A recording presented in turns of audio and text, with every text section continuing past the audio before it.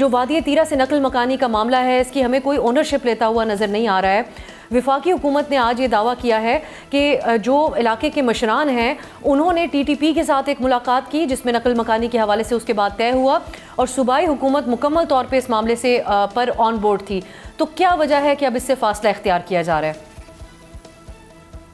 جی بہت شکریہ۔ بسم اللہ الرحمن الرحیم۔ اللہم صلی علی محمد وعلی آل محمد۔ دیکھیے، کسی بھی صوبے میں وفاق نے اپنے جو ہمارے دفاعی ادارے ہیں ان کے ذریعے اگر کوئی لارج سکیل آپریشن کرنا ہو یا کوئی بھی بڑا آپریشن کرنا ہو، کوئی بڑی ایکٹیویٹی کرنی ہو تو صوبائی حکومت کو اعتماد میں لیا جاتا ہے۔ یہ بات صحیح ہے کہ صوبے میں انٹیلیجنس بیسڈ آپریشن جن کو آئی بی اوز کہتے ہیں کافی عرصے سے چل رہے ہیں اور اس میں صوبائی حکومت تعاون بھی کرتی ہے۔ علی امین خان کے دور میں بھی تھا اور سہیل صاحب کے بھی۔ سہیل صاحب کا صرف ایشو یہ ہے کہ جو وہاں سے بڑے لیول پہ نقل مکانی ہوئی ہے اس میں کوئی جرگہ بنا تھا اور اس پہ انہوں نے کل اپنی صوبائی اسمبلی کی سپیچ میں تفصیل سے بات کی ہے۔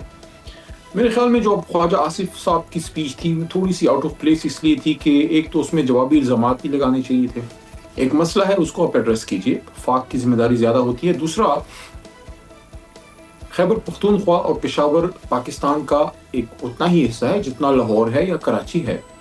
یہ جو پشتون وہاں سے ڈسپلیس ہو رہے ہیں، جو بچیاں، جو بزرگ خواتین، یس یہ میں بات مانتا ہوں کہ تیرہ کے کچھ علاقے جہاں بہت زیادہ برفیں پڑتی ہیں تو ماضی میں بھی سردیوں میں وہاں کچھ نہ کچھ لوگ نیچے آتے ہیں، لیکن اس دفعہ جتنے بڑے لیول پہ لوگ آئے ہیں وہ صرف برفوں کی وجہ سے نہیں ہے۔ وہی بات سہیل آفریدی نے کی ہے۔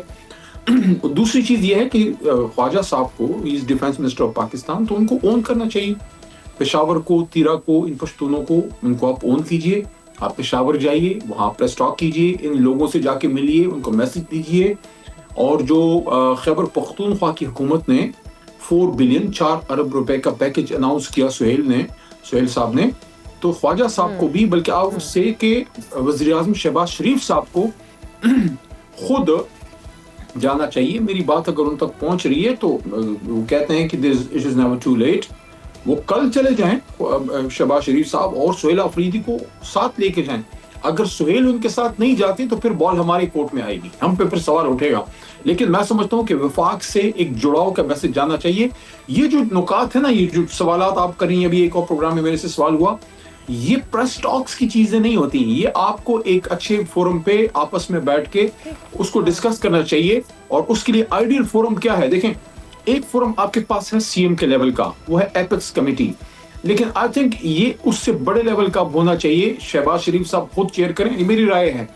میں یہ نہیں کہہ رہا کہ مجھے سہیل آفریدی نے یہ کہا ہے، یہ میری رائے ہے کہ وزیر اعظم شہباز شریف صاحب تشریف لے جائیں پشاور۔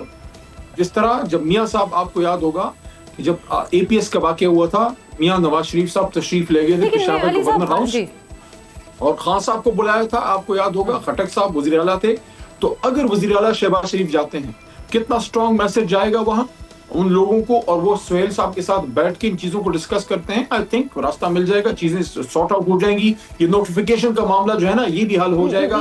اس وقت ایز آف ناؤ جو سچویشن ہے وہ یہ ہے کہ سہیل آفریدی کی طرف سے کلیئر موقف ہے کہ ان کی طرف سے کسی کو انخلا کا نہیں کہا گیا، یہ ایک جرگہ ہوا تھا جس کا بلیم وہ فیڈرل گورنمنٹ پہ ڈال رہے ہیں۔ تو پھر یہ سوال تو اٹھتا ہے کہ خیبر پختونخوا کی کیبنٹ نے وہ فنڈز کیوں اپروو کیے اگر ان کے پاس وفاق کی طرف سے کوئی واضح اس کے حوالے سے کوئی بات نہیں تھی کہ آپریشن کیا جائے گا جس کے لیے نقل مکانی ہونی چاہیے۔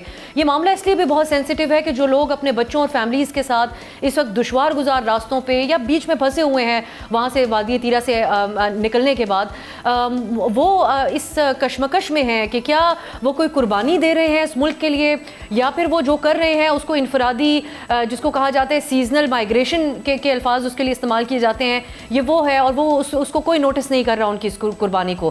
سو اس پہ تو واضح موقف صوبائی حکومت کا ہونا چاہیے کہ انہوں نے فنڈز کس کے لیے اپروو کیے تھے، سیکیورٹی آپریشن کے تناظر میں نقل مکانی کے لیے، یا پھر یہ لوگ جو معمول کے مطابق وہاں سے سرد موسم میں آتے ہیں اس کے لیے؟ یہ آپ نے بڑا اچھا سوال کیا ہے۔ میں اسمبلی میں 26 نومبر کے واقعے پہ میں نے اسپیچ میں ایک پشتو کا ایک شعر پڑھا تھا، وہ اس موقع پہ بڑا فٹ ہے۔ جو آپ نے یہ بات کی نا کہ لوگ نقل مکانی کر رہے ہیں، تو ان پہ واضح تو ہو کہ وہ قربانی دے رہے ہیں یا بیچارے مفت میں ان کی قربانی بھی خدا نخواستہ لوگ اس کو اکنالج ہی نہیں کر رہے، یعنی کہ لوگوں کے گھر بار ٹوٹ رہے ہیں، چھوڑ رہے ہیں، ख़वातीन अपना सब कुछ छोड़ रही हैं। ऊपर के जो पहाड़ों के टॉप के हैं वो लोग तो हर साल जाते हैं नीचे बर्फ़ों में, लेकिन ये तो पूरा बहुत इलाका नीचे आ गया है। ऐसा नहीं है कि कुछ लोग आ गए हैं और ये रूटीन की नहीं है, ये बाकायदा वहाँ से लोग मूव हुए हैं। जो सूबाई हुकूमत का इस पे जो है वो मौक़िफ़ आया है, तो वो एक पश्तो की ज़रबल मसल है कि मड़म शुम पड़म शुम, यानी कि मैं मारा भी गया और किसी ने उसको एक्नॉलेज भी नहीं किया, किसी ने उसको सराहा ही नहीं। यानी ये लोग कुर्बानी दे रहे हैं पाकिस्तान की खातिर। और ये देखें, सर्दियों का मौसम है, अचानक उनको कहा गया कि आप छोड़ें इस इलाके को, क्योंकि वहाँ अगर कोई इंटेलिजेंस बेस्ड ऑपरेशन या जो भी ऑपरेशन होता है आपको नुकसान होगा। ज़ाहिर है लोगों ने अपने माल मवेशी, अपने बच्चों को, अपने घर, अपने माँ बाप को या अपने फैमिली को तो बचाना है। अब इसका देखें, इसका हल क्या है? वही है जो मैंने आपको शुरू में तजवीज़ किया पहले उसमें सवाल के जवाब में। I think time is right कि मियाँ साहब, आर्मी चीफ, ये सब उनको पेशावर जाना चाहिए, वज़ीर आला साहब को इन्वाइट करना चाहिए, मिल के बैठें, इसको हल करें, इस मसले को।